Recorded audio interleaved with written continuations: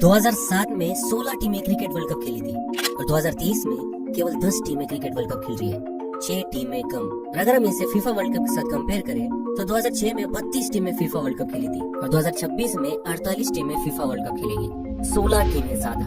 जाहिर तौर पर फुटबॉल की ग्रोथ हुई, फिर क्रिकेट के साथ ऐसा क्यों हो रहा है? Why is cricket shrinking? और जब मैंने इसके बारे में पढ़ना शुरू किया तो मुझे मालूम पड़ा क्रिकेट के श्रिंकिंग का रीजन, इस डेथ का रीजन, इस खेल से सबसे ज्यादा प्यार करने वाला देश है India. Cricket is like a religion in India, isn't it? It certainly is. That's out. Yes, it's all over the stone. A couple more. We'll see if it's on. Look, Lawrence goes wild. last ball of the innings. And he's six, isn't it? Over. Yes, he takes it.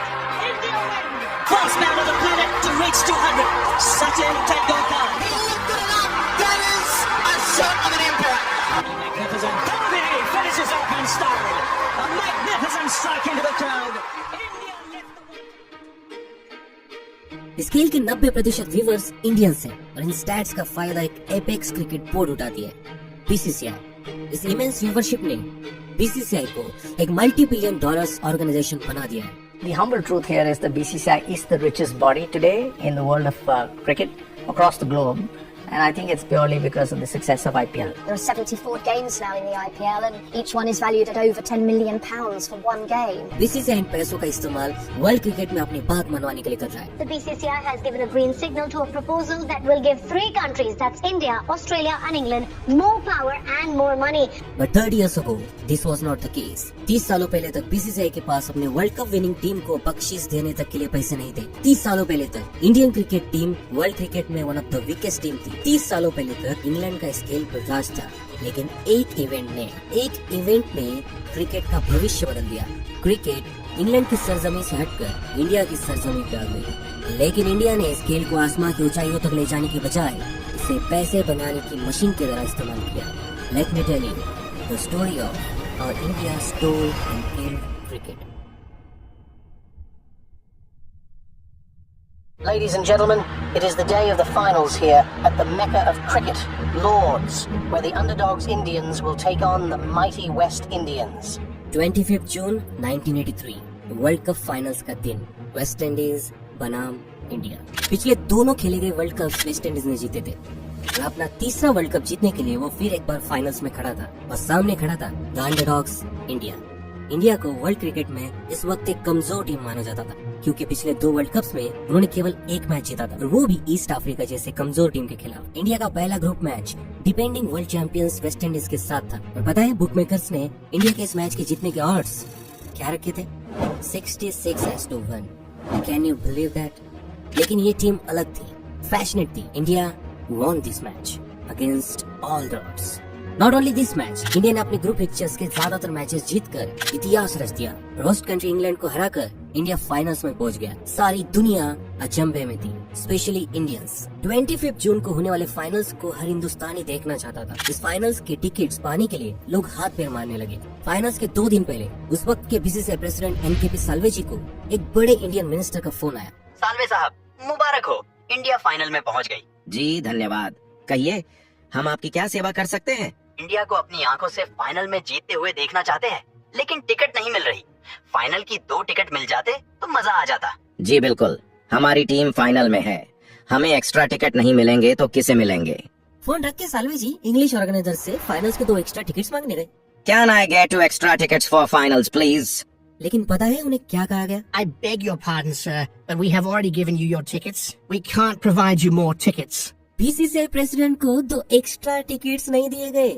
Just imagine कितना बड़ा अपमान था ये। लेकिन साल्वे जी भी क्या कर सकते थे? अंग्रेजों का राज था इस खेल पे। खेल उन्होंने ही तो इजाद किया। अंग्रेजों ने इस खेल के रूल्स लिखे, कॉन्स्टिट्यूशन लिखा, इस खेल को अपने सारे कॉलेज में फैलाया। नेटिव्स ने भी इस खेल में दिलचस्पी ली क्योंकि खेल कम्पिटिटिव था। अंग्रेजों ने इस खेल को ग्रो करने के लिए वर्ल्ड कप बनाया। और जब 1975 के वर्ल्ड कप ने फाइनेंशियली अच्छा परफॉर्म किया तो अगले 4 साल बाद इंग्लैंड ने फिर वर्ल्ड कप को होस्ट किया एंड अगेन 1983 में उन्होंने वर्ल्ड कप को होस्ट किया। इंग्लैंड ही वर्ल्ड कप को होस्ट करती थी क्योंकि वे ही ये वर्ल्ड कप होस्ट कर सकते थे, लेकिन इन वर्ल्ड कप्स को होस्ट करके वे अपनी क्रिकेटिंग पावर का जोर पूरी दुनिया में चलाते थे। क्रिकेट अंग्रेजों की जागीर थी, साल्वे साहब ये जानते थे, लेकिन मन ही मन उन्होंने सोचा अगर इंडिया फाइनल्स में वेस्ट इंडीज को हराता है तो अगला वर्ल्ड कप इंडिया होस्ट करेगा। अंग्रेजों को दिखा देंगे कि हम भी वर्ल्ड कप होस्ट कर सकते हैं। लेकिन क्या फाइनल्स जितना आसान था? खुद इंडियन टीम को विश्वास नहीं था कि वे यहाँ तक पहुँचेंगे। पता है, विजडन स्पोर्ट्स मैगजीन के चीफ एडिटर डेविड प्रीत ने वर्ल्ड कप के पहले अपने आर्टिकल में फेमसली लिखा था, इंडिया जैसी कमजोर टीम को इस टूर्नामेंट में नहीं खेलना चाहिए अगर उनमें इम्प्रूवमेंट नहीं हुई है तो। अगर इंडिया जैसी टीम वर्ल्ड कप जीतती है तो मैं अपने इस आर्टिकल में लिखे शब्दों को खा लूंगा।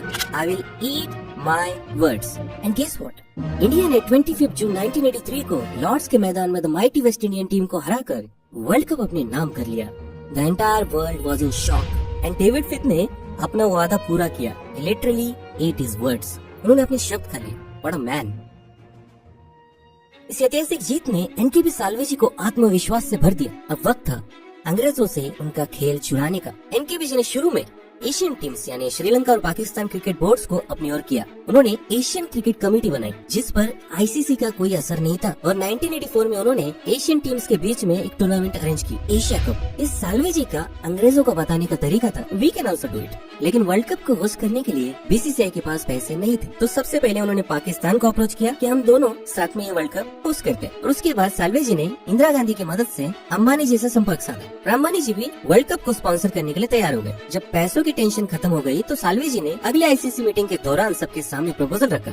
I propose India and Pakistan should host the next World Cup. ये सुन के इंग्लिश क्रिकेट बोर्ड अंगारों पे लौटने लगे, गुस्सा होने लगी। What? Is this a joke? Do you even know how to host a World Cup? You need infrastructure, you need money, you need experience. Do you even have guarantee money?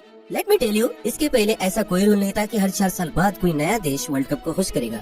सबको यही लगता था कि हर 4 साल बाद इंग्लैंड ही world cup host करेगी क्योंकि world cup उन्होंने ही बनाया था। लेकिन एनकेबी साल्वेजी ने रोटेशन पॉलिसी को सबके सामने रखा। Actually, I propose rotational policy.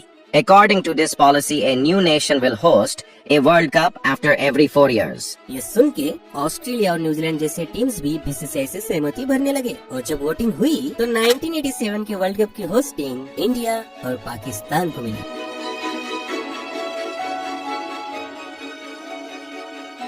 दो टिकटें ना मिलने के कारण एनकेबी साल्वेजी ने 1983 में कसम खाई थी कि अगला वर्ल्ड कप इंडिया होस्ट करेगा और उन्होंने अपनी कसम पूरी भी कर ली, अपना बदला पूरा किया। 1987 का वर्ल्ड कप इंडिया और पाकिस्तान ने बड़े जोरों शोरों से होस्ट किया। It was a success. लेकिन पता है, बीसीसीआई ने कुछ भी पैसा नहीं बनाया। बीसीसीआई के पास 30 सालों पहले तक एक 40 कौड़ी तक नहीं थी। Look at this salary sheet. 83 के वर्ल्ड कप के बाद भी इंडियन टीम मेंबर्स को 200 रुपए पर डे अलाउंस और 1500 रुपए मैच फीस मिलती थी। फिर बीसीसीआई के पास केवल 30 सालों के अंदर आज अरबों रुपए कहां से आ गए? टर्न्स आउट 1991 में उन्हें सोने के अंडे देने वाली मुर्गी मिल गई थी।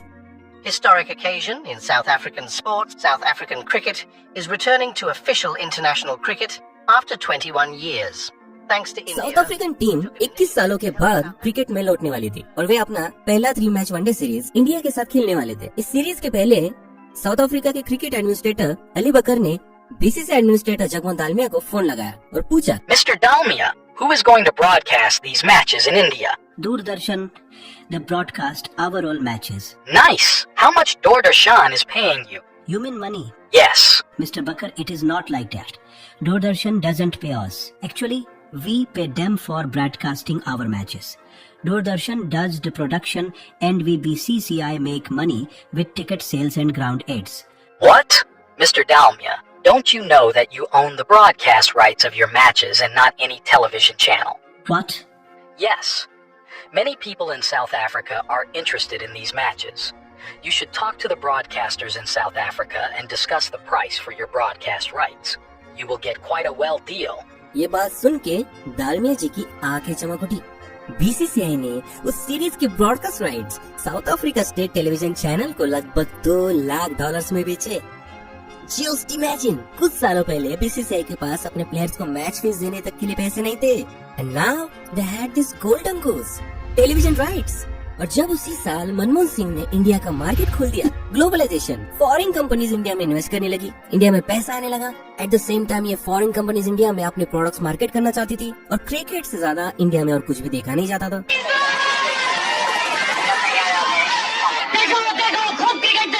क्योंकि सैटेलाइट टेलीविजन के कारण क्रिकेट अब इंडिया के छोटे छोटे गाँव में तक देखा जाने लगा था। It was great for this companies and BCCI. 93 में बीसीसीआई ने इंग्लैंड टूर ऑफ इंडिया के ब्रॉडकास्ट राइट्स TWI नाम के ब्रॉडकास्टिंग कंपनी को $6 लाख में बेचे। On the same year euro cup के राइट्स TWI ने $5.5 लाख में खरीदे। दूरदर्शन जो बीसीसीआई से एक मैच दिखाने के $5 लाख लेती थी, बीसीसीआई को 5 साल के ब्रॉडकास्ट राइट्स के लिए $54 मिलियन दिए। इन नो टाइम बीसीसीआई दुनिया की रिचेस्ट क्रिकेट बोर्ड बन गई। लेकिन पैसा आने के बाद चीजें बदल जाती है। याद है, अपने अपमान का बदला लेने के लिए एनकेबी साल्वे ने 87 का वर्ल्ड कप इंग्लैंड से चुराया था और ये तय हुआ था कि रोटेशन पॉलिसी के अनुसार 1996 का वर्ल्ड कप इंग्लैंड होस्ट करेगी। लेकिन 96 में मार्क मैस्करेनस नाम के एक ब्रॉडकास्टर ने बीसीसीआई को एक ऑफर रख दी, अगर इंडिया ये वर्ल्ड कप होस्ट करता है तो मैं आपको ब्रॉडकास्टिंग के $14 मिलियन दे सकता हूँ। BCCI like this offer. उन्होंने लिटरली एसोसिएट्स को इंग्लैंड से ज्यादा गारंटी मनी का ऑफर रख दिया और 1996 वर्ल्ड कप की होस्टिंग पाली। इजी पीजी, नो मॉरल्स, केवल पैसा। लेकिन जब 96 के वर्ल्ड कप में ऑस्ट्रेलिया और वेस्ट इंडीज ने अपने मैचेस श्रीलंका में खेलने से मना कर दिया तो बीसीसीआई के एडमिन दालमे जी ने सोचा कि अब आईसीसी का अगला चेयरमैन किसी एशियन को बनना चाहिए। लेकिन पता है, हमेशा इंग्लिश क्रिकेट बोर्ड का प्रेसिडेंट ही आईसीसी का चेयरमैन बनता था। अंग्रेज आईसीसी को चलाते थे, लेकिन जब एशियन टीम्स का इन्फ्लुएंस बढ़ा तो आईसीसी चेयरमैनशिप के लिए इलेक्शंस होने लगे। क्लाइड वॉलकॉट जो वेस्ट इंडीज क्रिकेट बोर्ड का कैंडिडेट था, वह आईसीसी के पहले नॉन ब्रिटिश चेयरमैन चुने गए। लेकिन वॉलकॉट इंग्लिश क्रिकेट बोर्ड का वफादार था। 1997 में जगमोहन दालमिया ने इन इलेक्शंस में हिस्सा लिया and he won. But how? Dalmiya ji को एक चीज पता थी, आईसीसी के most of the full time members England के पसंदीदा कैंडिडेट को वोट करेंगे। तो दालमिया जी ने एक तरकीब लगाई। पता है, इन इलेक्शंस के वक्त एसोसिएट टीम्स को भी एक वोट डालने का अधिकार था, लेकिन इन एसोसिएट नेशंस के रिप्रेजेंटेटिव्स के पास लंदन में सिलेक्शंस के लिए मौजूद रहने के लिए पैसे नहीं होते थे। तो दालमिया जी ने इन एसोसिएट नेशंस के रिप्रेजेंटेटिव्स के टिकट्स खरीदे, लंदन में उनके लिए होटल्स बुक किए, इवन इलेक्शंस के एक रात पहले डिनर पार्टी तक रखी। और जब इलेक्शंस हुए तो इन एसोसिएट्स ने दालमिया जी को वोट दिया and he won. Now world cricket पर अब एक हिंदुस्तानी का राज था, एक इंडियन का। सुनकर बड़ा नाज होता है, सीना चौड़ा हो जाता है। लेकिन पता है, क्रिकेट अंग्रेजों के हाथों में ठीक थे। हम इंडियंस ने इस खेल को बर्बाद कर दिया। Welcome back, folks. This is the second test match between India and South Africa here at Port Elizabeth. Port Elizabeth test 2001 India versus South Africa. ये 3 मैच टेस्ट सीरीज का दूसरा टेस्ट मैच था। मैच ड्रॉ हुआ, लेकिन इस match के बाद match referee mic Dennis ने 6 इंडियन प्लेयर्स पर सस्पेंशन लगाया तो क्रिकेट की दुनिया में तहलका मच गया। खिलाड़ियों पर एक्सेसिव अपीलिंग करने के लिए टेस्ट बैन लगाया गया था, including Captain Saurav Ganguly. Dinesh fined and suspended 6 Indian players for their actions during the match. Captain Saurav Ganguly didn't escape punishment. लेकिन सबसे शॉकिंग था star Indian batsman Sachin Tendulkar पर लगाया गया आरोप, ball tampering. This is the vision that has ignited cricket's latest controversy. Sachin Tendulkar is shown running his fingers along the seam of the ball on day 3 of the second test against South Africa. It was enough to convince match referee Mike Dennis that Tendulkar was guilty of ball tampering. The result, a suspended 1 test ban and the loss of 75% of his match fee. BCCI और Indian fans बड़े गुटे। Mic Dennis कैसे सचिन पर इतना गंभीर आरोप लगा सकते हैं? सचिन तो केवल बॉल को साफ कर रहे थे। Most of the world शांत था। Meanwhile, some commentators moved quickly to defend Tendulkar. Not Sachin Tendulkar. Never, ever, ever. लेकिन कुछ लोगों ने गलत को गलत कहा। Just looking at the Tendulkar footage, though, I cannot believe. I saw Ravi Shastri standing up there. I heard boycott. I cannot believe that anyone who sees that footage could possibly defend him. Normally, when you clean the seam, you look at it. You got to see where the dirt is. I mean, he's running his nail. He was the only one to swing it. Jock Callis does swing the ball a bit. He didn't swing it at all. Tendulkar did. Guilty as can be of manipulating the ball, in my view. And in Moore's mind, a suspended sentence isn't enough. It's more a warning than a penalty. It's unless you get a ban, it's not really a penalty. It's I guess it's a smear on your reputation, which is pretty severe. But there's a ball and there's a bat, and it's a contest. If you alter either of those, you shouldn't be playing. लेकिन this was BCCI, rich BCCI.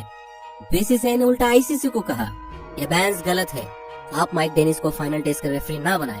ICC ने BCCI की उस वक्त नहीं सुनी, लेकिन south Africa cricket board ने सुन ली। ICC के बिना इंडिया और साउथ अफ्रीका ने अगला टेस्ट खेला, जिसे आईसीसी ने अनऑफिशियल टेस्ट करार किया। Well, it won't be officially recognised either in terms of countries' records or players' records. There won't be Test Match Championship points awarded. पता है साउथ अफ्रीका ने बीसीसीआई की क्यों सुनी थी? क्योंकि बीसीसीआई ने साउथ अफ्रीका क्रिकेट बोर्ड को धमकी दी थी कि अगला मैच नहीं खेलोगे तो तुम्हें तुम्हारे ब्रॉडकास्ट राइट्स के पैसे नहीं मिलेंगे। First of all, India reminded South Africa that they were going to lose 8 million rand if they didn't play the match and if this wasn't a test match. And then the Indian government was called in and they talked to the South African government, who then issued instructions to the players, and that's why you've got in that Sean Pollock thing the statement the players were not consulted. This was the start of the bullying BCCI started. ये bullying BCCI पैसों के दम पर कर दिया, and with IPL BCCI became immense. Welcome to the feeble Indian Premier League.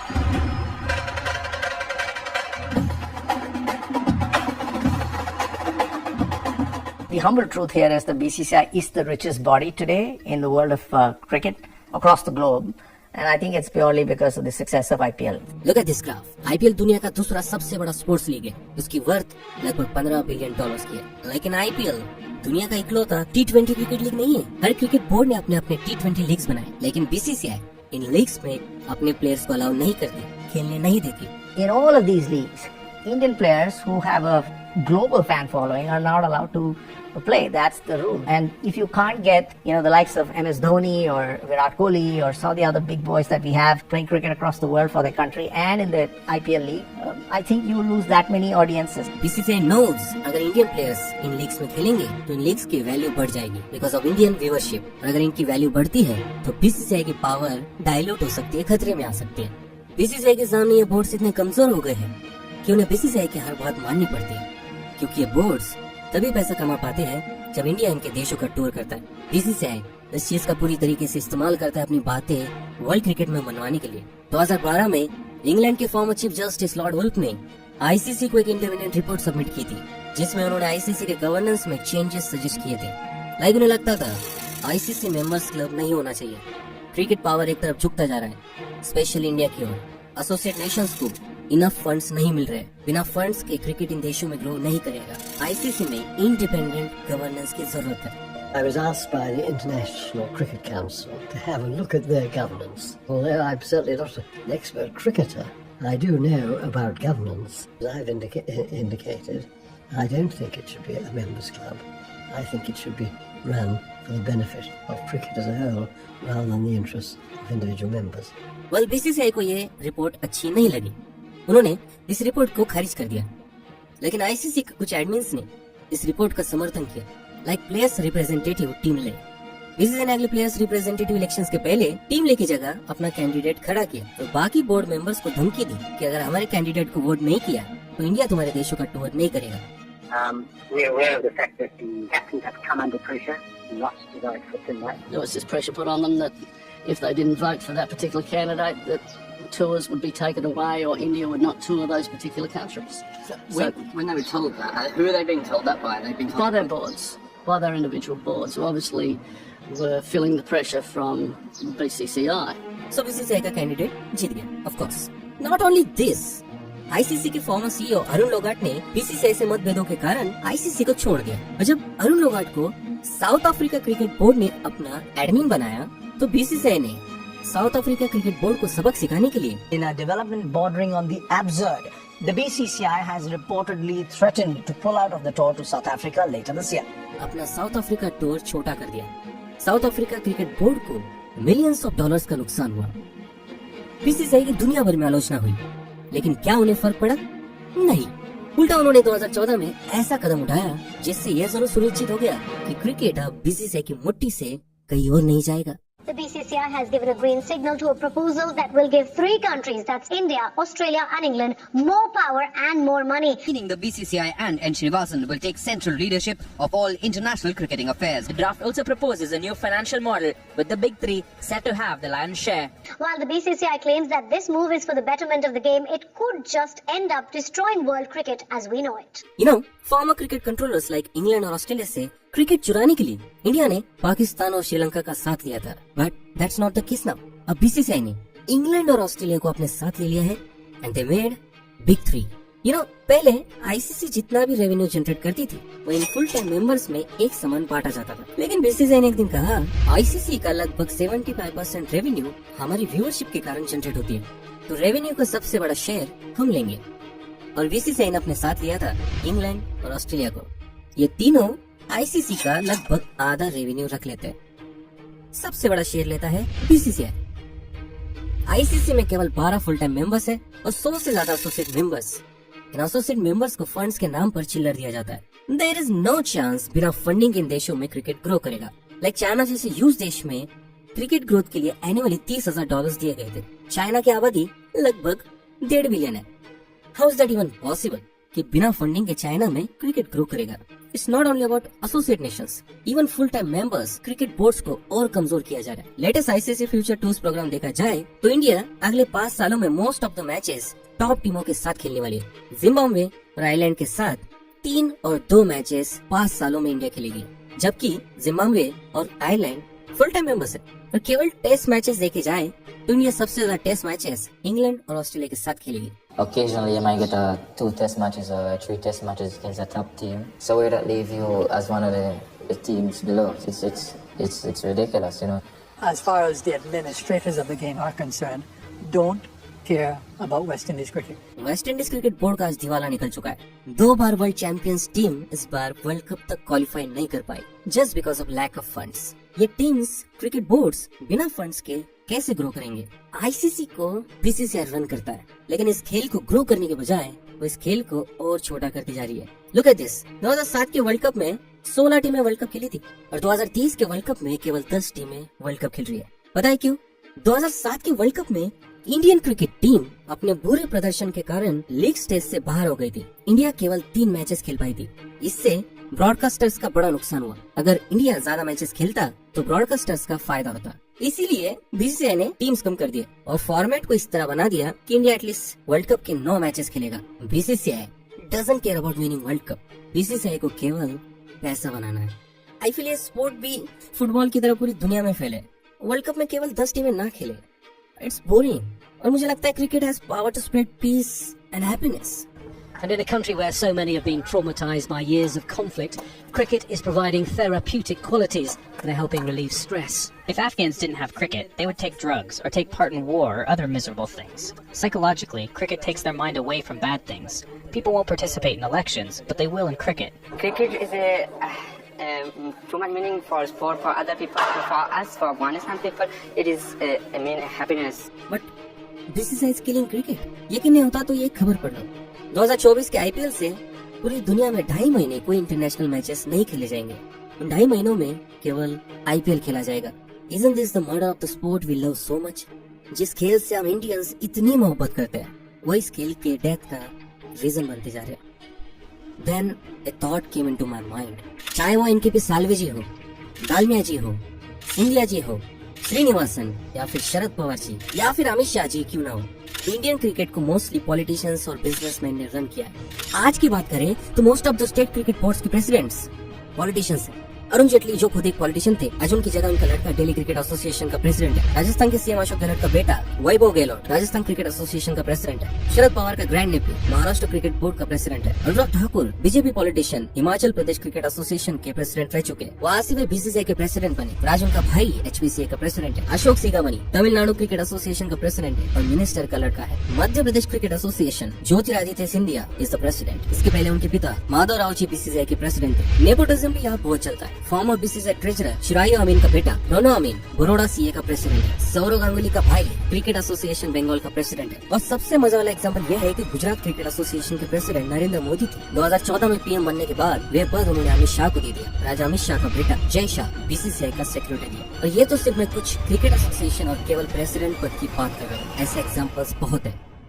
The thing is, इस खेल को पॉलिटिशियंस और बिजनेसमैन ने नहीं बल्कि क्रिकेटर्स ने रन करना चाहिए। That's it. मैं क्रिकेट का बहुत बड़ा फैन हूँ, लाइक एनी अदर इंडियन, लेकिन मुझे ये चीज गवारा नहीं कि इस खेल के ग्रोथ को एक प्राइवेट ऑर्गेनाइजेशन कंट्रोल कर रही है। It's so sad.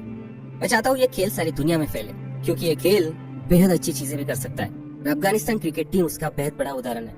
ये प्लेयर्स रेफ्यूजी कैंप में रहते थे और आज वर्ल्ड कप खेल रहे हैं। और पता है, अफगानिस्तान क्रिकेट को इनिशियली बीसीसीआई ने मदद की थी। बीसीसीआई में कुछ अच्छे लोग भी होंगे जिन्हें इस खेल से मोहब्बत होगी, इस खेल की ग्रोथ में दिलचस्पी होगी, लेकिन फिलहाल तो ऐसा नजर आने पड़ रहा है कि बीसीसीआई में ज्यादातर ऐसे लोग हैं जिन्हें इस खेल की उन्नति और ग्रोथ में कोई दिलचस्पी नहीं।